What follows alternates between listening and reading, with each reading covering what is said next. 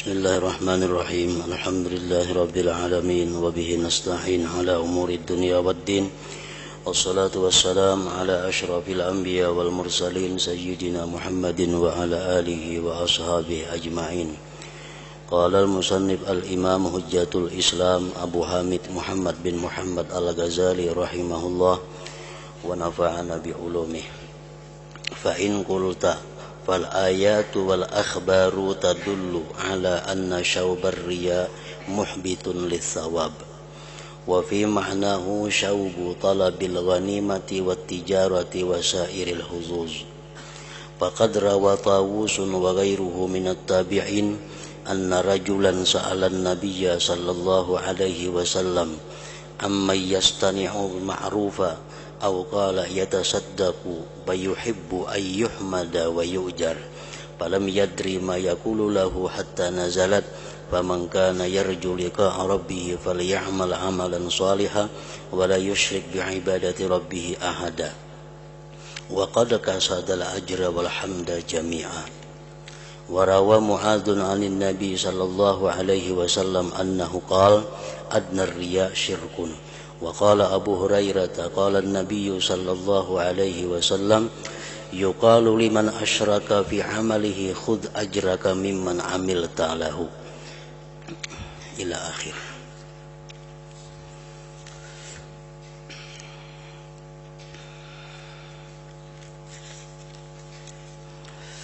Makna kalamul Imam Al-Ghazali rahimahullah, kalau kamu berkata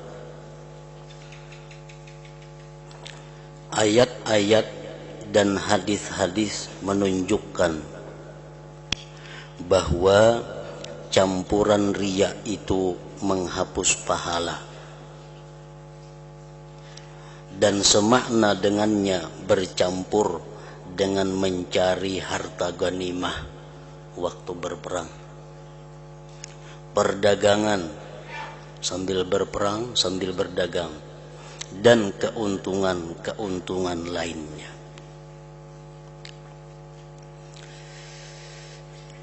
Pertanyaan ini adalah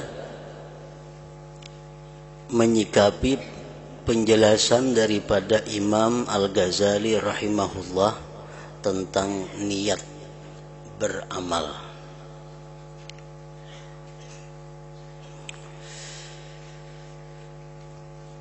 Dalam keterangan Imam Ghazali rahimahullah, beliau menjelaskan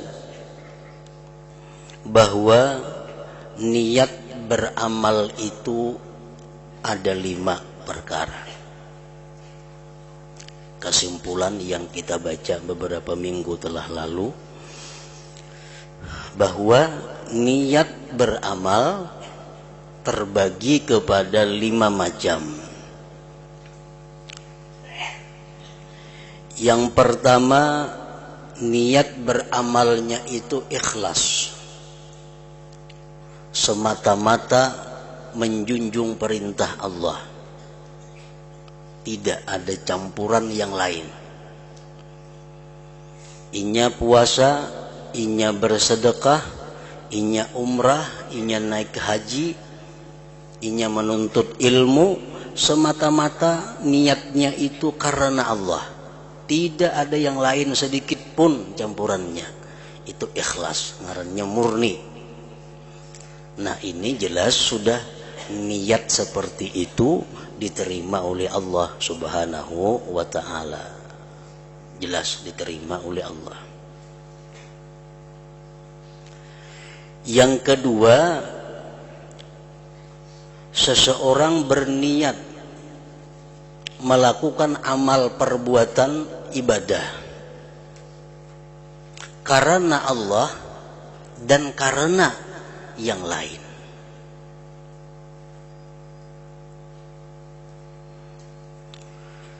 Inya menuntut ilmu itu karena Allah dan karena yang lain.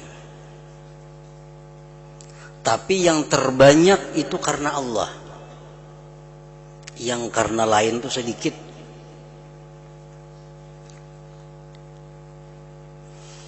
Inya menuntut ilmu karena Allah sekaligus membawa dagangan. Tetapi walaupun dagangan itu kadada, tetap inya tulak, tetap inya berangkat menuntut ilmu. Nah ini ngarannya karena Allahnya lebih banyak daripada karena dagangan. Nah yang ini menurut Imam Ghazali niatnya itu diterima oleh Allah, pahalanya. Cuma pahalanya itu kada sesempurna yang murni karena Allah semata. Berapa pahalanya tergantung sisanya itu. Jadi misalnya karena perdagangan 40%, karena Allah 60%, berarti putung 40, pahalanya cuma 20%. Pahalanya cuma 20%. Karena 40 pahala ikhlas ini khusus untuk menutupi perdagangan itu. Tak tinggal lagi cuma 20%. Nah ini masih baik. Yang ketiga, seseorang beramal niatnya sama karena Allah, karena yang lain.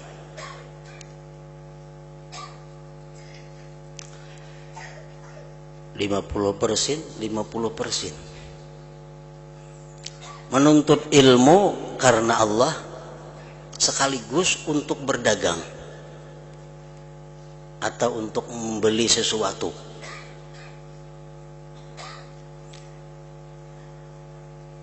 Kalaunya kadada jualan, inya kada tulak menuntut ilmu. Kalau kadirin yang dijualnya pacangan di situnya kada tulak menuntut ilmu. Tapi karena jualan ini ada, karena Allahnya ada, dua itu bergabung jadi satu, lalunya berangkat menuntut ilmu umpamanya. Jadi 50% niatnya nih.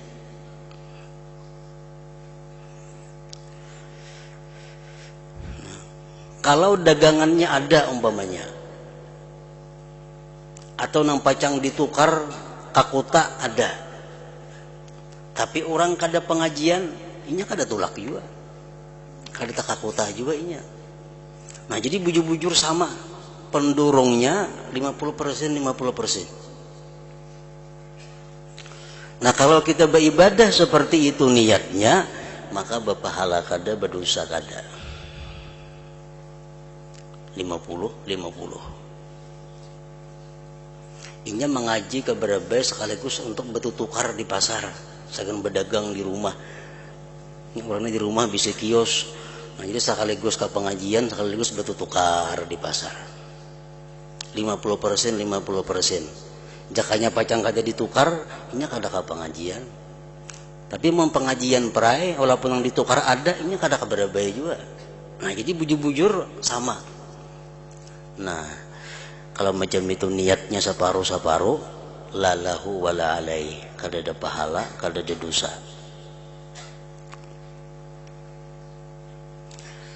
Yang keempat, sedikit ikhlasnya.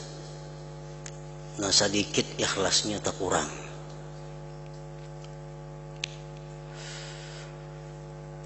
%60 karena yang lain, 40% aja karena Allah.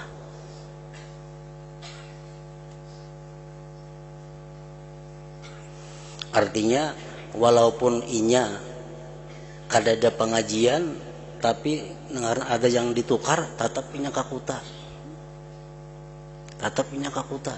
Walaupun kada ada pengajian, tetap inya kakuta.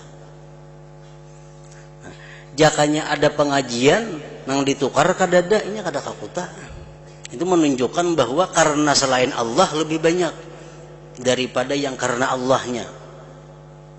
Nah kalau niat kita beribadah seperti itu, karena Allahnya sedikit, karena yang lain lebih banyak, itu niatnya ditolak dan kita mendapat siksa.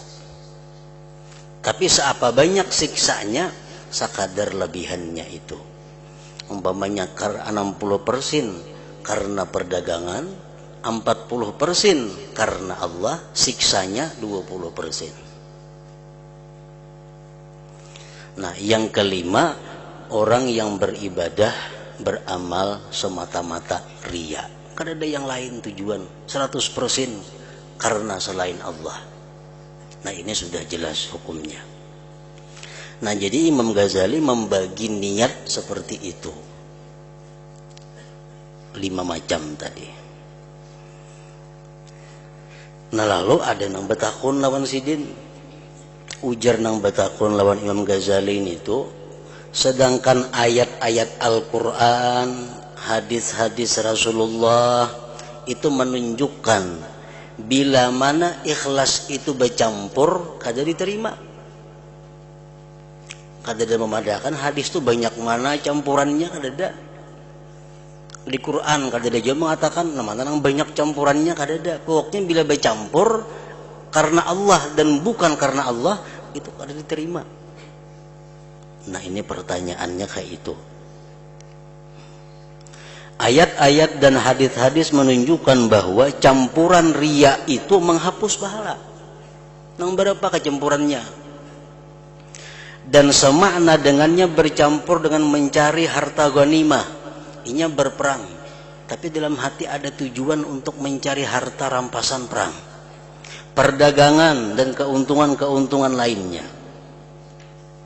Dan Taus dan lainnya dari tabi'in meriwayatkan bahwa seorang laki-laki bertanya kepada Rasulullah sallallahu alaihi wasallam tentang orang yang berbuat kebajikan, atau ia berkata ia bersedekah lalu ia suka dipuji dan diberi pahala.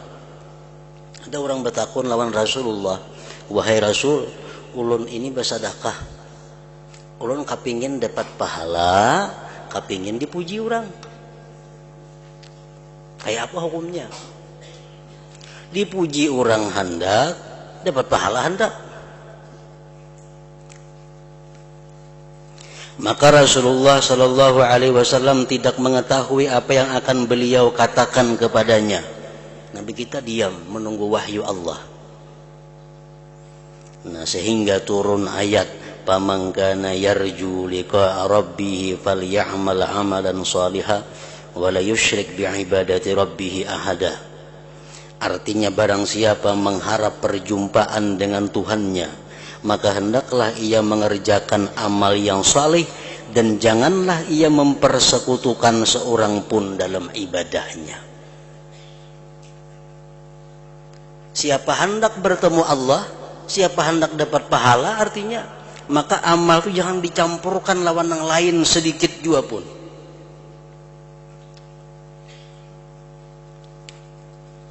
Jangan dicampurkan, jangan disekutukan kepada seseorang juga pun, kayak itu maksudnya.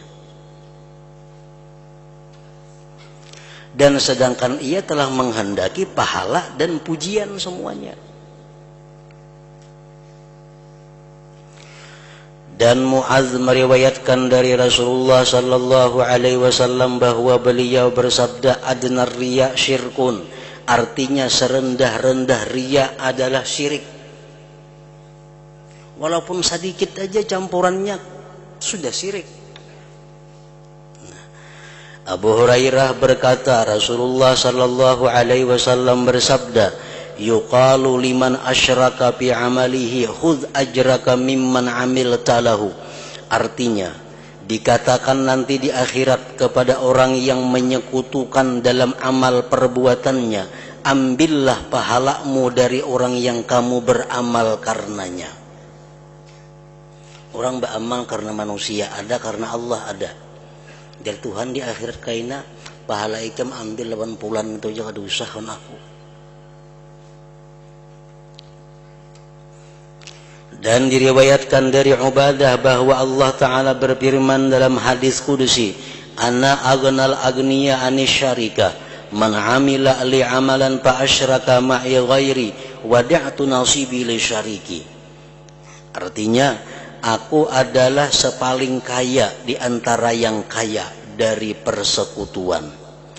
Barang siapa berbuat suatu amal bagiku, lalu ia menyekutukan bersamaku selainku, maka aku tinggalkan bagianku untuk sekutuku.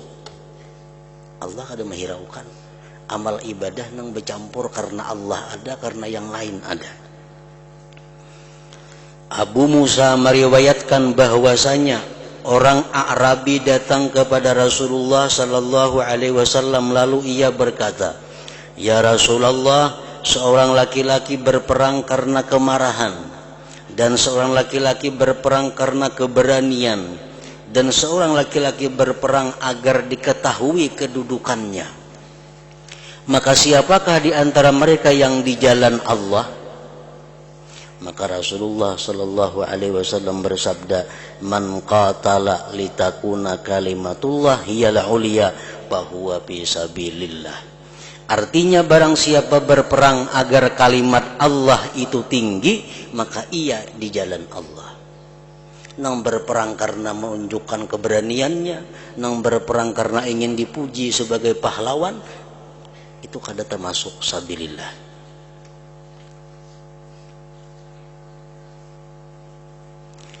Dan Umar radhiyallahu anhu berkata, "Kamu mengatakan bahwa fulan mati syahid, dan mungkin ia telah memenuhi kedua tepi kendaraannya dengan dirham. Padahalnya berperang mencari harta rampasan perang."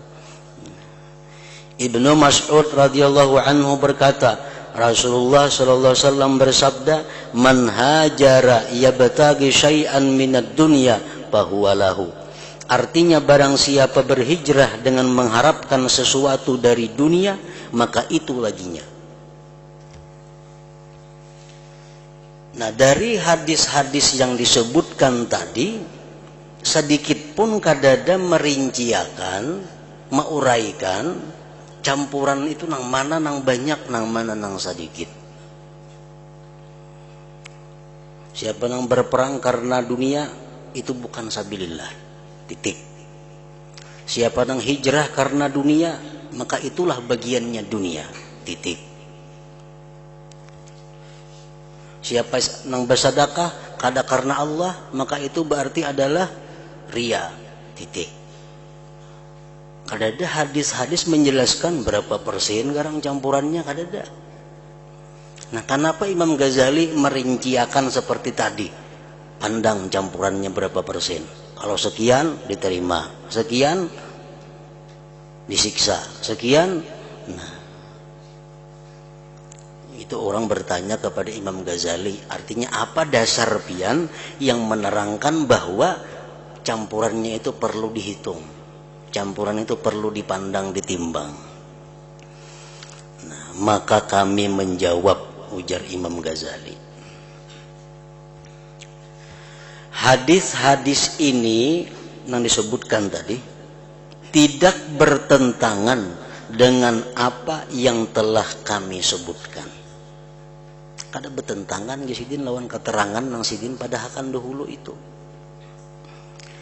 Tetapi yang dimaksud dengannya adalah barang siapa tidak menghendaki dengan demikian kecuali dunia, seperti sabda Rasulullah sallallahu alaihi wasallam, barang siapa berhijrah dengan mengharapkan sesuatu dari dunia, dan demikian yang paling kuat atas cita-citanya. Nabi kita mengatakan tadi, siapa yang hijrah dari Mekah ke Madinah karena dunia. Nah, itu pahamannya, ujar Imam Ghazali, bahwa orang itu hijrah dari Mekah ke Madinah adalah semata-mata untuk dunia. Tidak ada yang karena Allahnya. Jadi cocok aja kalau kayak itu orang hijrah semata-mata karena dunia, ya dunialah yang ia dapat.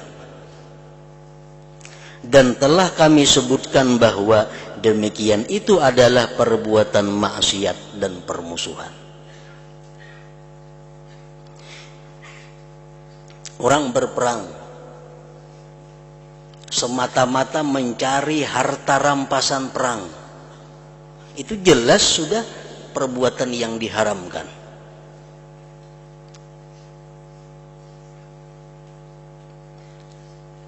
Bukan karena mencari dunia itu haram, bukan. Tetapi mencari dunia dengan amal-amal agama itu haram.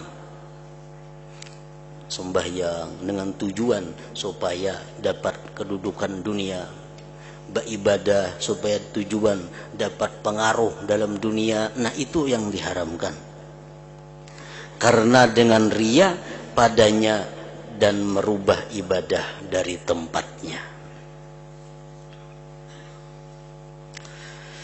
Adapun kata-kata persekutuan di mana itu disebutkan Allah tidak akan menerima niat yang bersekutu. Kalau kita beribadah karena Allah dan karena selain Allah, Allah kada menerima. Bersekutu. Nah, kata-kata bersekutu itu, ujar Imam Ghazali, maka itu mutlak untuk persamaan. Kata-kata bersekutu itu artinya 50%, 50%.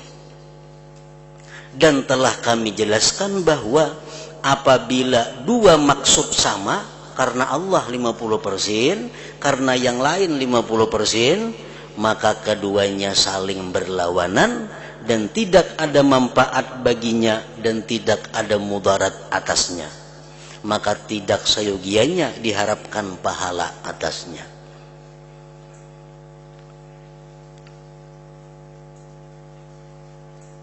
Nah, jadi sebenarnya Al-Quran dan hadis Rasulullah itu kadang bertentangan dengan apa yang diterangkan oleh Imam Ghazali tadi.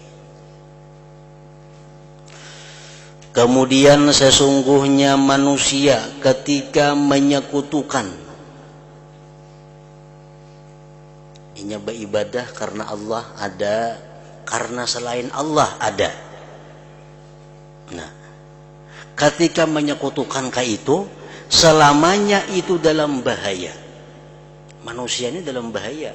Kalau kita ini beribadah karena Allah ada, karena selain Allah ada, itu bahaya. Kenapa bahayanya? Karena ia tidak tahu mana di antara dua perkara itu yang lebih kuat atas maksudnya. Kadang-kadang kalau kau menimbang, nah mana yang terbanyak. Maka kadang-kadang itu adalah bahaya atasnya. Bujur ya, tadi kalau kita beribadah bercampur karena Allah lawan karena yang lain. Kalau banyak karena Allah, pahala. Kalau sama, kada berpahala, kada berdosa. Itu kalaunya kita tahu timbangannya, persinannya itu. Nah, kalau kita kada tahu, kita dalam bahaya. Karena itulah Allah berfirman, "Faman kana yarju liqa'a rabbih falyamal 'amalan shalihan wa la yusyrik bi'ibadati rabbih ahada." Artinya, barang siapa mengharap perjumpaan dengan Tuhannya, hendak bertemu dengan Allah, maka hendaklah ia mengerjakan amal yang saleh dan janganlah ia mempersekutukan seorang pun dalam beribadah kepada Tuhannya. Maksudnya adalah perjumpaan lawan Allah tidak dapat diharapkan dengan persekutuan. Kalau kita nih beramal karena Allah ada, karena yang lain ada, itu kadang-kadang diharapkan kita bisa bertemu Allah.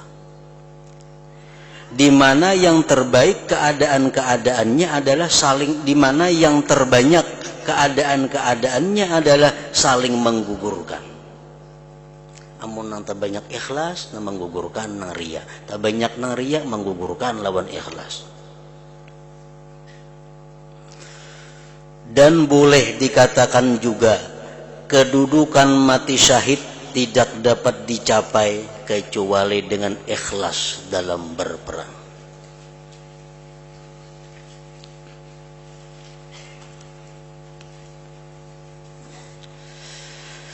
Dan jauh bahwa dikatakan bahwa barang siapa yang durungannya adalah keagamaan karena Allah, di mana durungan itulah yang mendurungnya kepada semata-mata berperang. Berperang semata-mata durungannya karena Allah.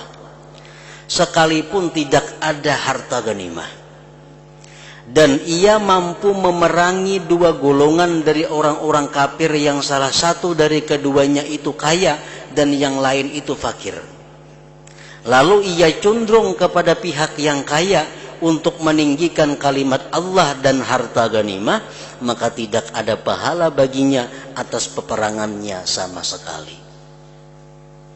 Orang ini berperang karena Allah. Nang di perang ini orang kafir miskin ada, kafir kaya ada. Ini mampu memerangi kedua-duanya. Diperanginya nang kaya karena mengunting harta ghanimahnya. Nah itu jelas sudah kada akan mendapat pahala dalam peperangannya itu.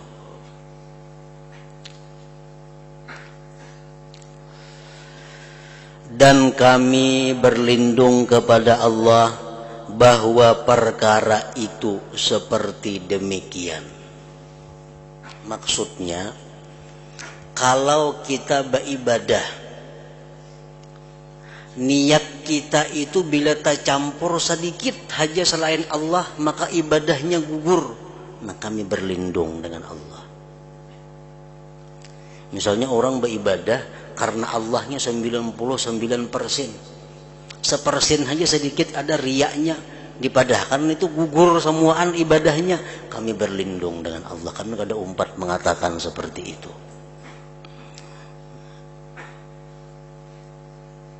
Ibadah mesti 100% maka ikhlas. Kalau sedikit saja bercampur riya, maka ibadahnya kada berpahala. Nah kami berlindung daripada Allah, daripada perkataan seperti itu. Kami kada umpat mengata seperti itu, menjadi Imam Ghazali. Sesungguhnya ini adalah kesempitan dalam agama. Ini mempersulit agama ngarannya. Sulit kita beribadah 100% maka karena Allah. Kalau ada yang lain-lainnya, bila ada yang lainnya gugur pahalanya, sulit itu. Sesungguhnya ini adalah kesempitan dalam agama dan tempat masuknya keputusasaan atas kaum muslimin. Putus asa orang kayaknya beribadah. Sedikit saja gugur ibadah pahalanya, sedikit saja enggak ada beribadah lagi orang sama sekali.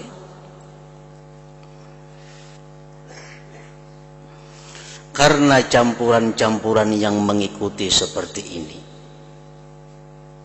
itu sama sekali manusia tidak dapat terlepas daripadanya kecuali jarang sekali. Jarang sekali ada manusia yang terlepas daripada pengaruh-pengaruh selain Allah itu. Kita beribadah, bersedekah murni semata-mata karena Allah, sedikit pun kada ada karena yang lain, itu ngalih benar mencarinya. Kalau 60% karena Allah, 40% supaya dipuji orang, tuh ada, kira-kira itu ada aja. Amun itu dipadahkan kada berpahala, orang bisa ada mau bersedekahnya lagi.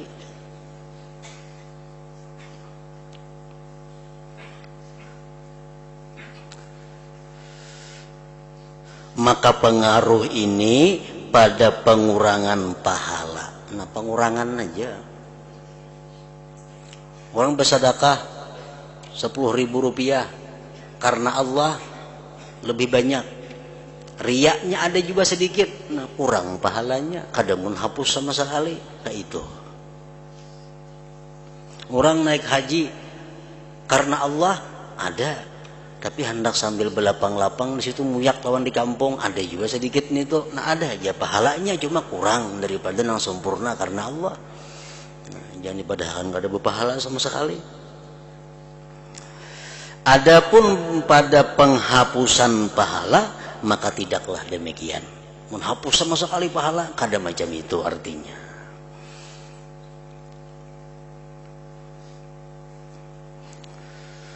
Namun manusia pada yang demikian itu dalam bahaya yang besar. Walaupun tadi sudah dipadahkan bercampur tuh, kalaunya banyak nang baik berpahala aja, pahalanya kurang, tapi tetap ada pahala. Tapi itu ada bahayanya.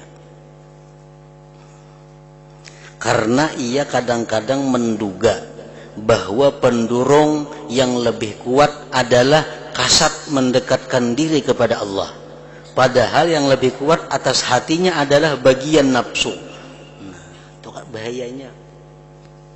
Mengkurang teliti kayaknya disangka nang terbanyak tuh karena Allah. Padahal dalam hati sebujurnya nang banyak tuh karena nafsu. Nah, lalu jadi kada berpahala sama sekali jadinya. Dan demikian itu termasuk yang sangat tersembunyi. Bila kada bujur-bujur diteliti sebelum beribadah, dicari bujur-bujur sebelum beribadah, nah ngapa garang niatku nih hendak memperbuat ibadah nih. Nah, bila kada bujur-bujur diteliti, itu bisa-bisa ibadah itu banyak karena nafsunya, banyak karena riyanya.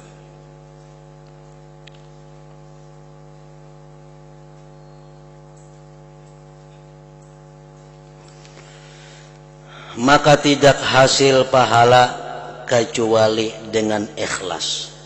Ikhlas tuh karena maulah berpahala. Berapa persen ikhlasnya, itulah dapat pahala.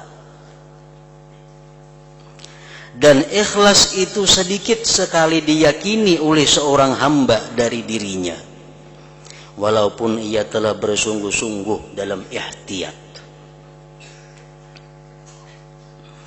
Maka karena itulah semestinya ia selama-lamanya setelah sempurna ijtihad bersungguh-sungguh, sudah berhimmat bersungguh-sungguh supaya ikhlas, adalah bimbang, tetap hatinya bimbang di antara ditolak dan diterima amal perbuatan itu. Kita jangan sekali-kali meyakini bahwa amal kita diterima Allah, itu kada boleh meyakini. Aku yakin amalku diterima Tuhan, di mana tahunya? Kita mesti bimbang sampai kita mati, kita bimbang apakah amal diterima atau kada, amal diterimakah atau kada. Lagi takut bahwa dalam ibadahnya terdapat penyakit yang mana bahayanya itu lebih banyak daripada pahalanya. Dan begitulah adanya orang-orang yang takut dari orang-orang yang mempunyai hati. Dan begitulah semestinya setiap orang yang mempunyai mata hati.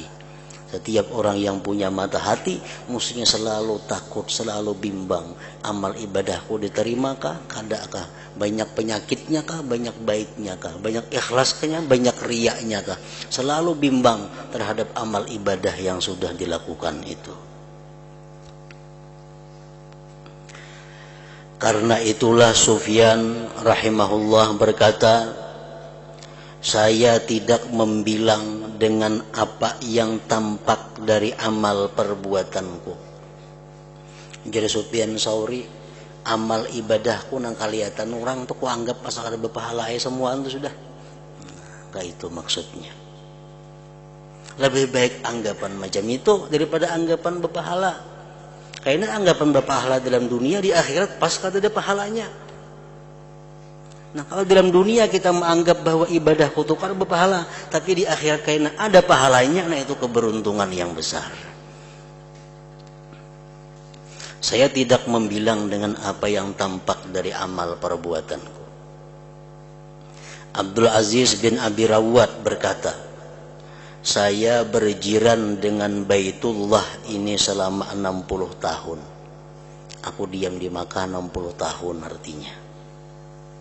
Dan saya telah menunaikan haji 60 kali.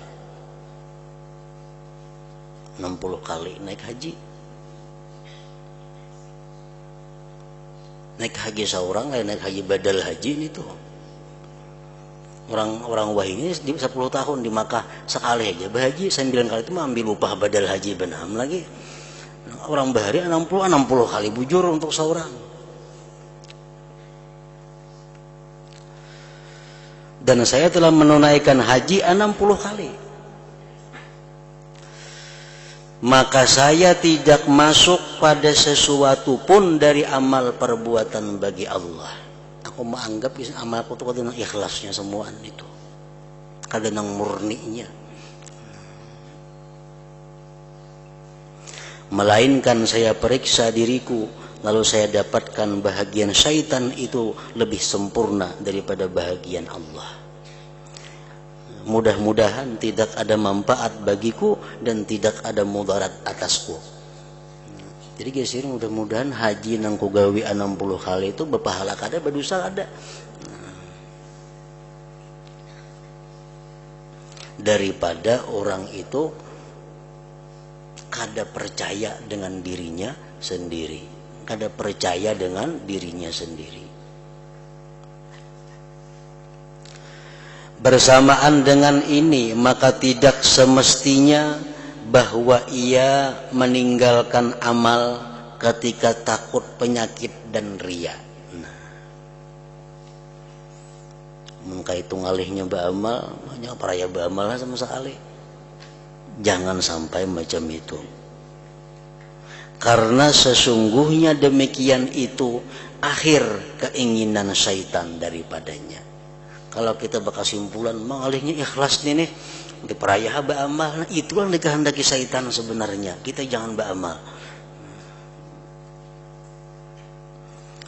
Maka tidak semestinya bahwa ia meninggalkan amal karena takut penyakit dan riya.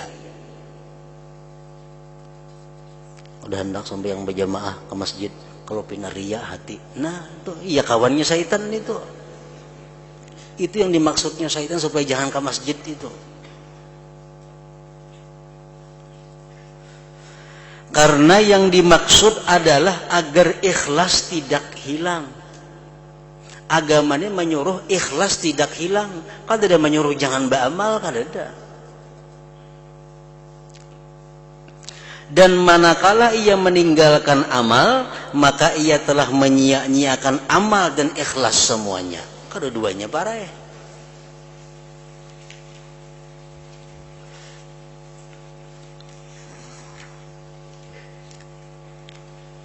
Jadi beramal walaupun riya tarusakan beramal. Sambil usaha ada untuk mengurangi riyanya itu sampai yang menangnya adalah ikhlas karena Allah. Karena Allah kalau dia menyuruh, Rasul kalau dia menyuruh jangan beramal kalau takutan riya kada ada. Nang ada suruhan tuh beramallah buangi riya. Nah kayak itu.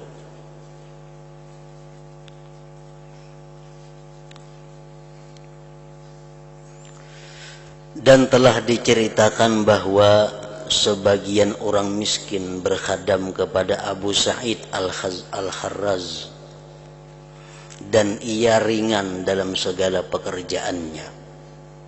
Orang ini berkhadam lawan syekh ini rajinan luar biasa.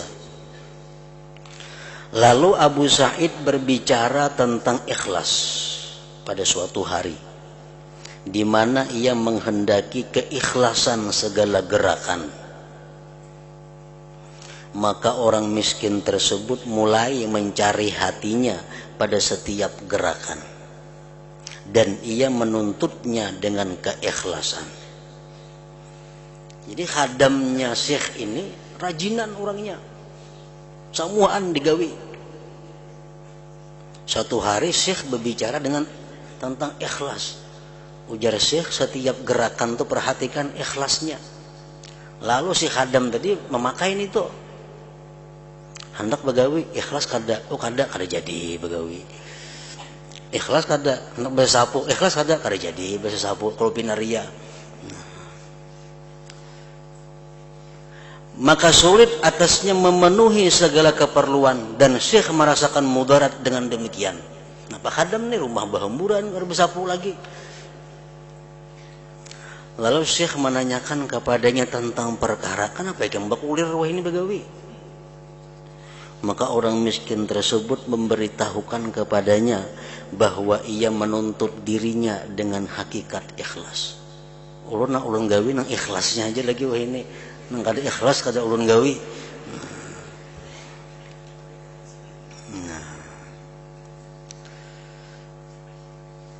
Bahwa ia menuntut dirinya dengan hakikat ikhlas, dan bahwa ia lemah daripada ikhlas dalam kebanyakan pekerjaannya, maka ia meninggalkannya.